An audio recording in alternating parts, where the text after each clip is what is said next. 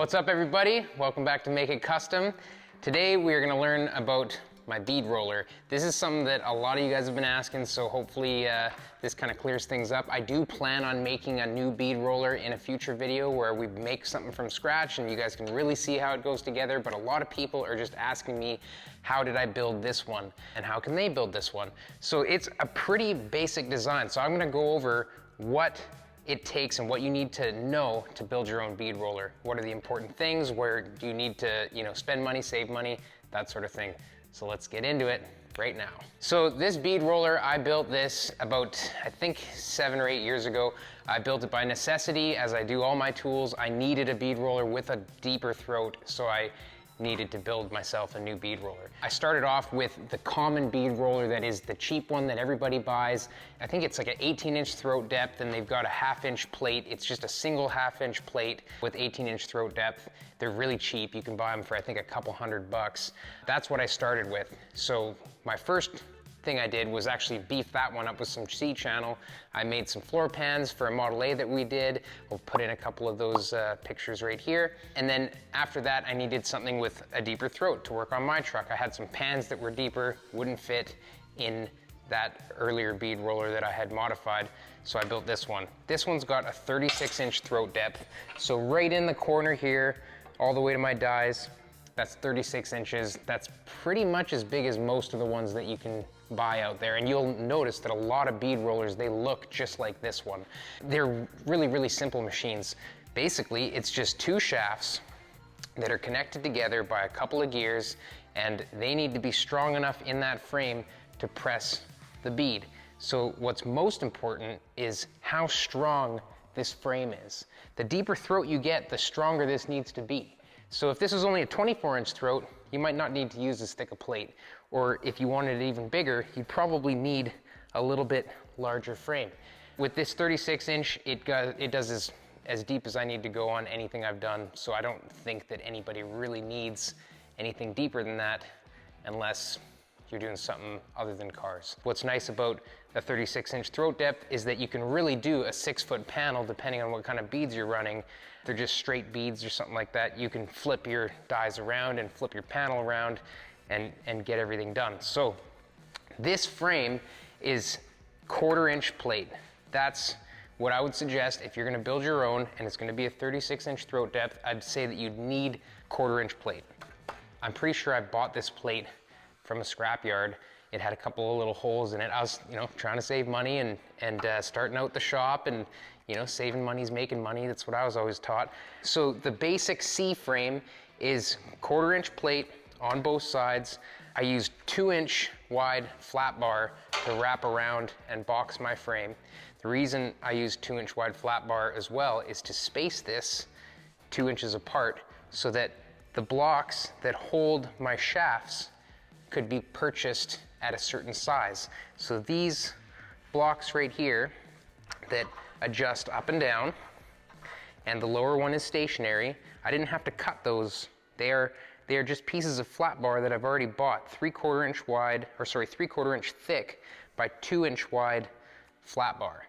I just drilled a 1.25-inch hole through it so that I could put a bronze bushing that was, again, a purchased size. This wasn't requiring special machining or anything. I just only had a drill press. A drill press and a welder and a torch. I'm pretty sure I even torch cut this. I didn't use a plasma cutter. I don't think I had one at the time. So really basic tools to get this done. The other thing that you would have to have done, which I had a lathe, but you can just find somebody with a lathe, is these shafts had to be lathed down to about 7/8 of an inch. That's the ID of these common die sizes. That tool that I was originally talking about, the 18-inch throat depth, 1/2-inch wide bead roller frame that is very, very common, that is what I started with. So that's the dies that I used. And because it's such a common bead roller, a lot of dies are made for that one, which is sweet. So this is 1-inch shafts that run the full length of this bead roller. Again, where I was talking about these blocks at the front, I've got those same size blocks at the back that hold the back of the shafts. Along the whole inside hollow structure of this machine, there is nothing else holding those shafts. They are held at the front and they are held at the back. That's all they need. So if you come around and have a look back here, this is what I'm talking about. There's 3/4 inch wide by 2 inch flat bar here, the same as what I was talking about at the front, and those are just bronze bushings. I don't have special ball bearings in there. They're bronze bushings, oil-light bushings. They're very common. They're oil-impregnated bronze, and it's it's the most basic bearing, essentially. I did have a subscriber comment to let me know that it is possible to purchase these gears separately. So if you don't have your own bead roller to start with, to rob the gears from, you can purchase them separately. I'm not exactly sure where they're from. I'll try and find it and put it in the description, but sometimes those messages get buried. So for most of you, you probably have the cheap bead roller, which is what I started with, and it's a great way to get your first set of bead roller dies. These gears are something that you have to buy. They need to be a certain size because they need to match the size of your bead roller dies. Those gears are important. Something that I thought about and was worried about when I was making this bead roller is, well, if we're adjusting up and down, our actual shafts have to move apart and in. Do I need some kind of swivel bushing at the back here to allow those two shafts to move up and down? You do not. There is enough deflection allowed in a 1 inch piece of shaft that's this long that this can adjust up and down without hurting those back bushings at all. The amount of lift and lower that you have of these shafts is not anything to worry about affecting these back bushings. The bushings that are in the back, they are 3/4 inch deep with a 1 inch ID and an 1.25 inch OD. So when you're purchasing your material for the end pieces that are holding your bushings, it's 3/4 inch wide. I use cold rolled flat bar just because it's a little bit more accurate of a size. It's 3/4 inch thick, cold rolled flat bar, 2 inch wide. I drill an 1.25 inch hole through that so that I can drop an 1.25 inch OD, 1 inch ID, 3/4 inch deep bushing inside there. All those pieces, I think, are very easily and readily available and easy to order from McMaster-Carr. It's a website that I use all the time for hardware, bushings, bearings, that kind of thing. The other thing that you'll be able to find on that site as well are shaft collars. You'll need shaft collars to hold the ends of these shafts from moving in and out. These shaft collars. So these are very common again, and they're not expensive. They are 1 inch ID shaft collars that have a set screw that just lock them in place. So at the back of the machine again, I'm sorry, we're moving back and forth a lot here. These gears here, they lock onto the shaft with a set screw. Just to keep things simple, is they're 1 inch shafts. They are lathed down to 7/8 of an inch on both sides, and that allows my gear to slip over, and then I just ground a flat spot on it for that set screw to set screw onto so that it locks itself on. The other thing about powering your bead roller that I would suggest, and I didn't know about, nor was it available at the time, I was looking for an inexpensive way to power this bead roller. I found this is a 110 volt AC gear reduction motor, and I had to gear reduce it a little bit more to get a speed that I wanted. I don't recommend using an AC motor like I did. I mean, you can do it, and I did do it, and I use it, and I'm used to it now, but a DC variable speed gear reduction motor setup is what you truly want for bead rolling, because you can dial down your speed and accelerate your speed a lot easier than you can do it with an alternating current motor setup. My AC motor setup could have a VFD, which is a variable frequency drive, adapted onto it, and it would work a little bit better, but there is a beautiful new product on eastwood.com. This is not a paid advertisement, by the way. It's just something that I am going to use on my next bead roller because I have a friend who's already tried it and I love it. It's an actual all-in-one unit DC gear reduction motor drive that has forward and reverse and variable speed, and it's meant for powering your bead roller. So people adapt it to that very cheap bead roller I was talking about, that 18-inch throat depth, half-inch plate, very common bead roller. You can adapt it to that. You could adapt it to this. It uses a you know, kind of industry standard coupler, like a 3-finger coupler with a little urethane bushing. It uses that to attach. Very simple to adapt. So on my next bead roller build, I'm gonna use one of those. So I don't really suggest using this unless you have it around. I bought that for $10 at a garage sale. It worked for me at the time, it still works for me now. So you can certainly do the same thing. The other thing I want to go over, since this is very simple, we've already covered this entire thing.